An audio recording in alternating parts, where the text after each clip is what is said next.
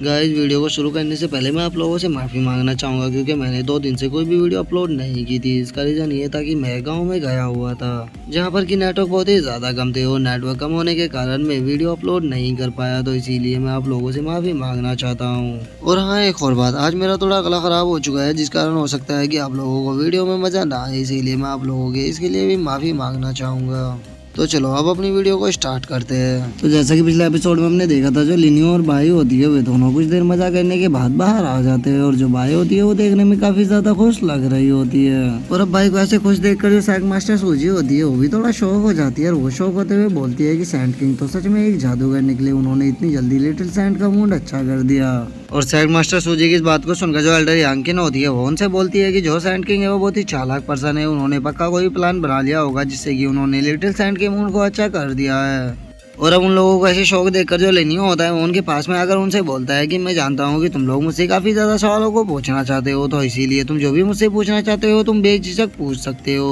और लिनियो की इस बात को सुनकर जो सैग मास्टर सूजी होती है वो लिनियो से बोलती है कि सैंड किंग, क्या आप जानते हो कि जो कर्मा डीमन एम्परर है उसको क्या हुआ है, क्योंकि वो बहुत ही जल्दी बाई को बुला रहा है, क्योंकि बाई को बुलाने में अभी काफी टाइम बाकी था। और सैग मास्टर सूजी की इस बात को सुनकर जो लिनियो होता है वो मुस्कुराते हुए उसे बोलता है कि बिल्कुल मैं इस बारे में जानता हूँ, क्योंकि इसका रीजन मैं ही हूँ। तो चलो मैं तुम लोगों को पूरी डिटेल से बताता हूँ कि आखिर हुआ क्या है। वो इन सभी सैंड को अपने पास इसीलिए बुला रहा है क्योंकि जो कर्मा डीमन एम्परर है वो बहुत ही बुरी तरह से घायल हो चुका है और उसके घायल होने के पीछे मेरा ही हाथ है। और लिनियो की इस बात को सुनकर अब जो सैग मास्टर सूजी और जो एल्डर होते हैं वे सभी बहुत ही ज्यादा शौक हो जाते हैं और जो सैग मास्टर होती है वो शौक होते हुए बोलती है कि क्या कहा तुमने कि जो कर्मा डीमन एम्परर है वो बुरी तरह से घायल हो चुका है, मुझे पूरी डिटेल से बताओ कि आखिर हुआ क्या है, क्योंकि मुझे समझ में नहीं आ रहा कि आखिर तुम कहना क्या चाहते हो। और उन लोगों की बातों को सुनकर जो लिनियो होता है वो उनको बताने लगता है कि तुम लोगों को याद ही होगा कि जब मैं डीमन लॉर्ड से फाइट कर रहा था दाऊ रिवर के अंदर, तो वहाँ पर जो कर्मा डीमन एम्परर था वो आ गया था और उसने जो डीमन लॉर्ड था उसको लेकर वहाँ से चला गया था,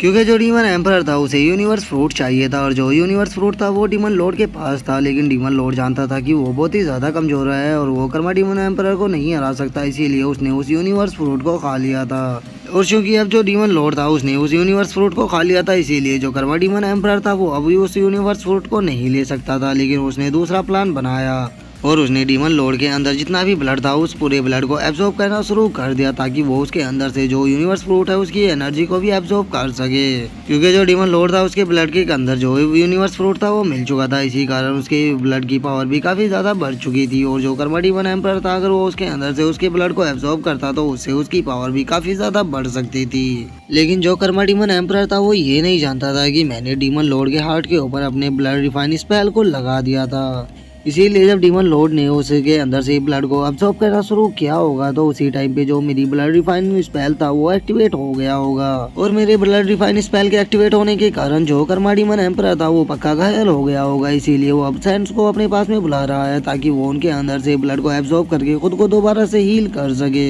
क्योंकि जो कर्मा डीमन एम्परर है वो फोर्सफुली मेरे स्पेल को अपने शरीर के अंदर से नहीं निकाल सकता, क्योंकि जो मेरा स्पेल है वो यूनिवर्स फ्रूट के साथ पूरी तरह से मर्ज हो चुका है। इसीलिए अब कर्मा डीमन एम्परर के पास केवल एक ही रास्ता है कि वो सभी सैंड के अंदर से उनके ब्लड और उनके वुंड्स को निकाल कर उन्हें रिफाइन करे जिससे कि वो उस स्पेल को हटा सके, इसीलिए वो सभी को अपने पास बुला रहा है। और अब लिनियो की इस बात को सुनकर जो सैग मास्टर सूजी और सेवंथ एल्डर होते हैं वे दोनों बहुत ही ज्यादा शौक हो जाते हैं। जो सेवंथ एल्डर होते हैं वो शौक होते हुए बोलते हैं कि जो सैंड किंग है वो तो सच में बहुत ही ज्यादा औसम है, उन्होंने तो कर्मा डीमन एम्परर को भी अपनी चाल में फंसा लिया। तभी जो सैग मास्टर सूजी होती है वो भी बोलती है कि अब मुझे समझ में आ रहा है कि जो कर्मा डीमन एम्परर है उसने सभी सैंड को इतनी जल्दी में अपने पास क्यों बुलाया। सच में जो सैंड किंग है वो तो बहुत ही ज्यादा औसम है, उन्होंने कितने अच्छे प्लान को बनाया है। लेकिन सैंड किंग, जैसा कि आपने बताया कि जो कर्मा डीमन एम्परर है वो बुरी तरह से इंजर्ड हो चुका है, तो मुझे समझ में नहीं आ रहा कि अब हमें क्या करना चाहिए। हमें वहाँ पर जाकर जो कर्मा डीमन एम्परर है उसके ऊपर हमला करना चाहिए या सैंड को उसके पास भेज देना चाहिए। जो सुनकर अब जो लिनियो होता है वो उसे बोलता है कि तुम मेरे साथ ब्लू स्काई प्लेस पर चलो, क्योंकि मैं जानता हूँ कि जो 7 डीमन एम्परर है वो वहाँ पर आएगा उस यूनिवर्स फ्रूट को लेने के लिए, ताकि वो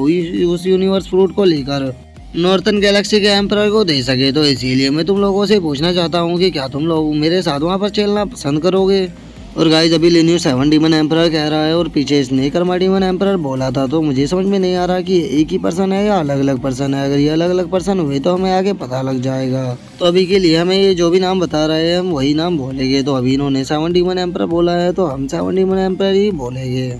और अब लिन्यू की इस बात को सुनकर जो 7th और 3rd एल्डर होते हैं वे दोनों भी काफी ज्यादा खुश हो जाते हैं और वे खुश होते हुए लिन्यू से बोलते हैं कि सैंड किंग हमने आप लोगों को पहले ही बता दिया है कि हम आपका साथ कभी भी नहीं छोड़ने वाले। जो सुनकर अब लिन्यू भी थोड़ा खुश हो जाता है और वो खुद मुस्कुराते हुए उन लोगों से बोलता है कि ये तो अच्छी बात है, तो चलो अब तुम लोग जाकर प्रिपेयर करो क्योंकि कल हम यहाँ से निकलेंगे। जिसके बाद अब हमारा जो व्यू होता है वो रात में होली पुल के अंदर आ जाता है, जहाँ पर कि हम देखते हैं कि जो साइक मास्टर सूजी होती है वो होली पुल के अंदर खड़ी होती है। जो लिन्यू होता है वो भी वहाँ पर आ जाता है और लिन्यू को वहाँ पर देखकर जो साइक मास्टर सूजी होती है वो उसे बोलती है,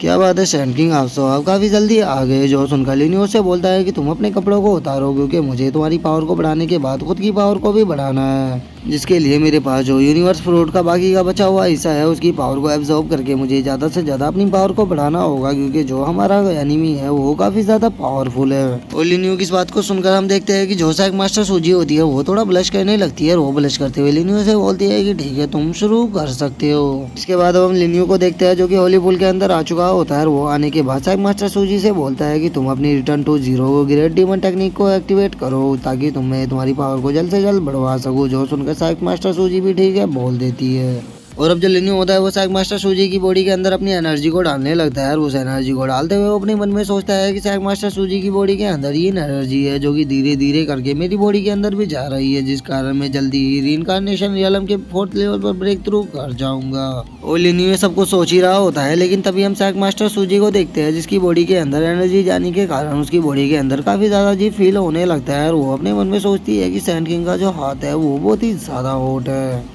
और साइक मास्टर सूजी के इतना सोचते ही अब हमारा जो व्यू होता है वो एक फ्लाइंग बोट के ऊपर आ जाता है, जहाँ पर कि हम देखते हैं कि जो लिन्यू होता है वो आराम से खड़ा होता है। तभी हम देखते हैं कि जो 3rd एल्डर होता है वो वहाँ पर आ जाता है और वो आकर साइक लिन्यू से बोलता है कि सैंड किंग क्या आपको यकीन है कि जितने लोग आप लेकर जा रहे हो ये काफी रहेंगे? मेरे हिसाब से हमें बाकी के लोगों को भी अपने साथ लेकर चलना चाहिए। और 3rd एल्डर की इस बात को सुनकर जो लिन्यू होता है वो हंसते हुए उनसे बोलता है कि मैं क्वालिटी पर यकीन करता हूँ ना कि क्वांटिटी पर, और जितने भी लोग यहाँ पर है ये मेरे लिए काफ़ी है, इसीलिए मुझे ज़्यादा लोगों की कोई भी ज़रूरत नहीं है।